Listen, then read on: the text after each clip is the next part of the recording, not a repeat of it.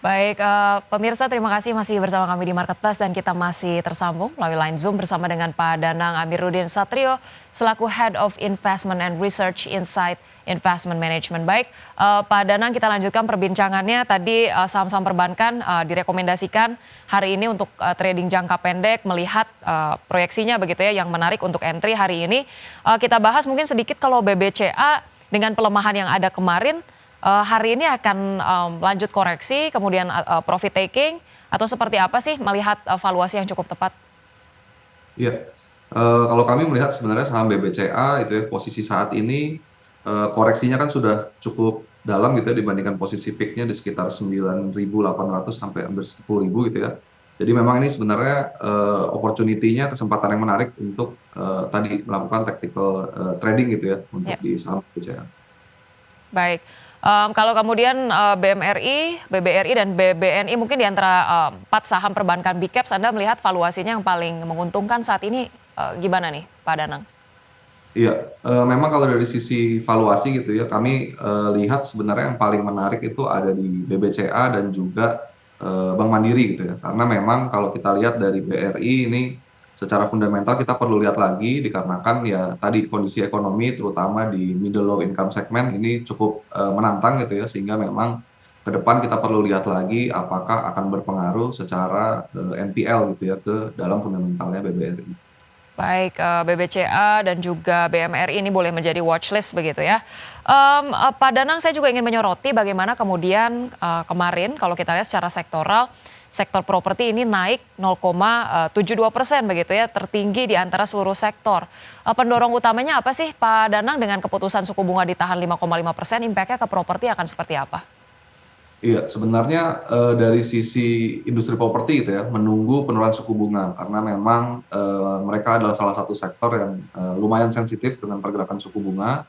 Tapi memang kalau kita lihat, by data gitu ya, di hari kemarin itu memang ada beberapa, saham konglomerasi gitu ya, seperti PANI dan JPDK yang, secara penguatan harga cukup kuat gitu ya, tapi memang beberapa saham juga yang, kita bilang properti yang sudah, cukup lama dan besar gitu ya, seperti Summarecon, kemudian BSD itu mengalami koreksi. Jadi kami melihat sebenarnya ini lebih pada, penguatan pada saham-saham konglomerasi tertentu saja, tapi bukan, terkait dengan sektor propertinya itu sendiri, Ocha.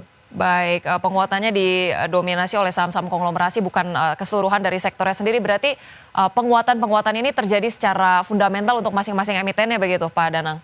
Betul, kami melihat sebenarnya mungkin dari sisi, peak 2 gitu ya, di mana memang sales-nya di tahun 2024 kan kita lihat cukup bagus pre-sales-nya dibandingkan dengan peers sehingga memang, kedua saham tersebut, jadi, secara harga pun terapresiasi. Baik, Pak Danang akan kita lanjutkan, perbincangannya, tapi sebelumnya kita akan melihat terlebih dahulu di layar televisi berikut ini, kita akan terlebih dahulu memberikan update, terkait dengan pergerakan ataupun pembukaan bursa Asia pada, pagi hari ini. Tapi sebelumnya kita juga akan, melihat terlebih dahulu begitu ya di, IHSG sendiri posisinya seperti apa pada pagi hari ini, tampaknya IHSG masih, terkoreksi melanjutkan koreksi sebanyak 0,24% ke 7.090,5. Kemudian saham-saham yang menjadi top gainers di sini ada TPIA, kemudian PANI, kemudian Laba, Cuan, Ratu, BKSL, Karya, Suli, Film dan juga Indi. Sementara itu saham-saham yang menjadi pemberat ada ESA, Toba, Energi, BMRI, PGEO, Halo, SMIL, kemudian AMRT, GPRA, kemudian juga di sini secara sektoral penguatan didominasi oleh sektor energi dengan penguatan 0,16%, disusul teknologi 0,09%. Baik, berikutnya kita akan melihat bagaimana pembukaan bursa Asia pada pagi hari ini. Kita lihat bersama Nikkei tampak dibuka melemah 0,82%, kemudian STI juga melemah 0,26%, Kospi melemah 0,56% dan Hang Seng melemah 0,38%. Baik, berikutnya ada saham pilihan. Di sini ada 4 saham pilihan direkomendasikan buy, di antaranya ada MAPA, AMRT, JPFA dan juga CTRA. Baik, Kita akan terlebih lanjut membahasnya bersama dengan Pak Danang, tapi sebelum kita bahas terkait dengan saham-saham pilihan, saya ingin menyoroti dulu pembukaan IHSG pada pagi hari ini masih melanjutkan koreksi. Pak Danang, di tengah tadi juga kita lihat bursa Asia juga kompak dibuka melemah begitu ya. Kalau kita lihat di sini penguatan pagi hari ini dipimpin oleh sektor energi dan menariknya juga ini ada data-data yang dicermati top losers pagi hari ini justru saham-saham migas beberapa ini tampak jadi top losers gitu ya. Terkait dengan sektoral sendiri nih, energi dan juga kemudian saham-saham migas akan seperti apa sih Pak Danang? Iya, jadi memang secara jangka pendek saham energi kita lihat sebenarnya diuntungkan gitu ya. Kenapa? Tadi impact dari konflik geopolitik di Timur Tengah yang menyebabkan kenaikan harga minyak signifikan, tentunya kita di sektor energi juga ada beberapa emiten yang memang menjadi substitusi energi gitu ya, baik dari sisi gas dan juga batu bara. Nah ini memang kita lihat selama awal minggu atau awal pekan ini secara penguatan tuh cukup kuat gitu ya, tapi memang perlu dicermati lebih lanjut apakah konfliknya ini akan berkepanjangan atau tidak gitu ya. Baik, untuk secara sentimen begitu ya, katalis positif apa sih Pak yang kemudian membuat saham-saham energi ini mungkin bisa menjadi watchlist kah pada pagi hari ini hingga sore nanti? Iya, kalau secara sentimen kita lihat perlu dilihat emang dari sisi pergerakan harga minyak ya, Mbak. Ya, Karena itu kurang lebih akan mendrive dari sisi harga-harga komoditas lainnya. Memang ketika sentimen dari global itu untuk risk off di sisi saham, mereka akan lebih banyak itu main di komoditi gitu ya. Jadi memang kita lihat impact-nya di commodity play, beberapa saham-saham emiten yang berbasis komoditas ini memang diuntungkan lah dengan kondisi saat ini. baik, saham-saham komoditas boleh menjadi sorotan begitu ya untuk perdagangan saat ini. Dan kita akan terlebih dahulu juga membahas saham-saham pilihan yang tadi sudah kita saksikan di layar televisi. Kita bahas terlebih dahulu mungkin dari MAPA, sentimen positifnya seperti apa sih Pak Danang? Kemudian sektor cyclical bisa kemudian punya apa ya, punya potensi yang cukup menarik nih. Iya, untuk saham apa sendiri karena memang kami secara investment horizon itu cukup panjang gitu ya, dan juga memang kalau kita lihat secara harga ini sudah lumayan terkoreksi. Jadi kita lihat secara valuasi itu memang cukup menarik, di mana valuasinya sekarang PE-nya itu di 11 kali dibandingkan dengan rata-rata 3 tahun terakhir itu masih di 13 kali. Jadi kita melihat sebenarnya secara sentimen juga diharapkan ada improvement dengan adanya stimulus fiskal gitu ya. Di semester 2 itu kita harapkan konsumer terutama ini kan segmennya sebenarnya menengah ke atas gitu ya, tidak Ya. terlalu terimpact dengan kondisi ekonomi, dan kita lihat juga lifestyle orang Indonesia ini semakin meningkat. Jadi kita lihat ini menguntungkan dari sisi MAPA, Mbak. Baik, ada sentimen juga yang cukup positif dari adanya stimulus dari pemerintah di semester 2 untuk MAPA sendiri, support dan juga resistensinya seperti apa nih? Untuk support kita melihatnya sebenarnya sekarang posisinya sudah mendekati support gitu ya, sehingga memang seharusnya nanti koreksinya itu kalaupun ada koreksi cukup terbatas, sehingga nanti kita tinggal melihat upside-nya ke depan itu bisa kembali ke harga fundamentalnya ya, Mbak Ocha, di sekitar 995.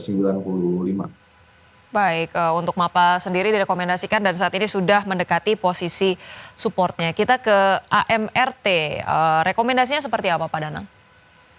Iya.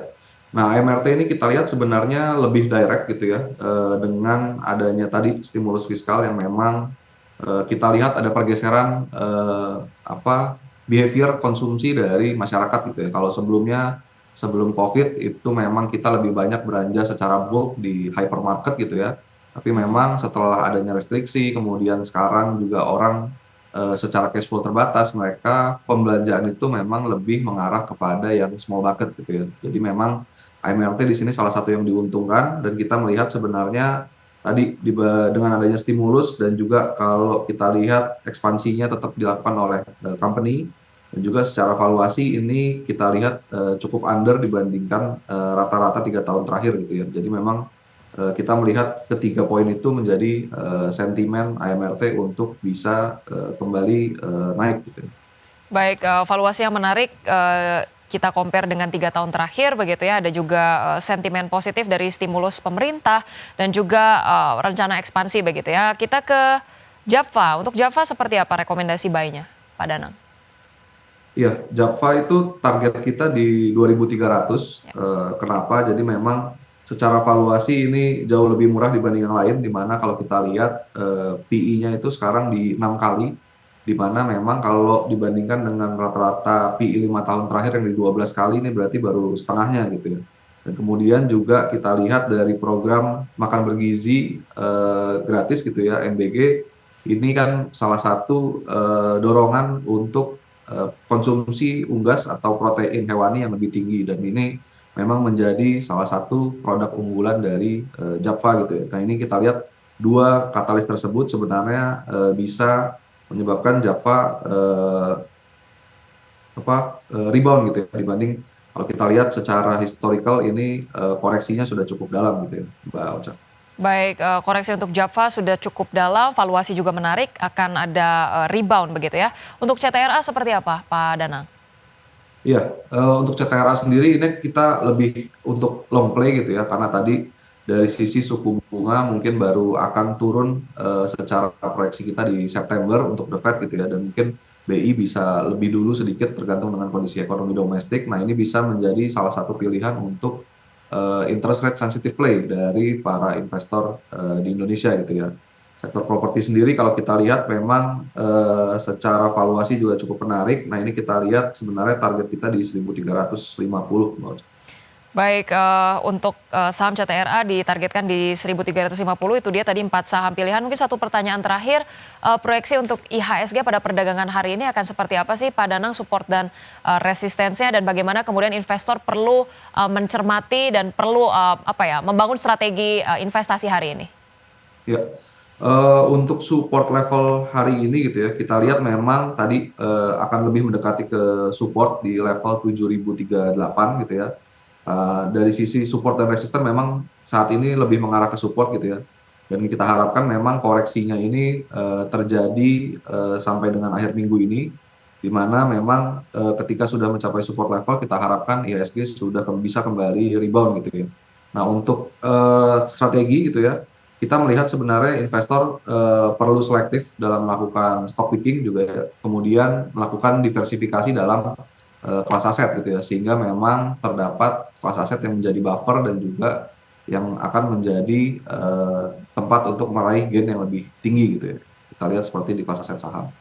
Baik, IHSG diproyeksikan untuk supportnya ini di 7.038, setidaknya proyeksi koreksi ini akan terjadi hingga akhir minggu begitu ya. Strategi untuk investor kemudian lebih berhati-hati lagi, masih wait and see, tapi juga bisa melakukan diversifikasi kelas aset. Baik, terima kasih banyak atas insights yang sudah disampaikan Pak Danang Amiruddin Satrio selaku Head of Investment and Research Insight Investment Management. Terima kasih Bapak, salam sehat, sampai berjumpa kembali. Terima kasih, Mbak Ocha.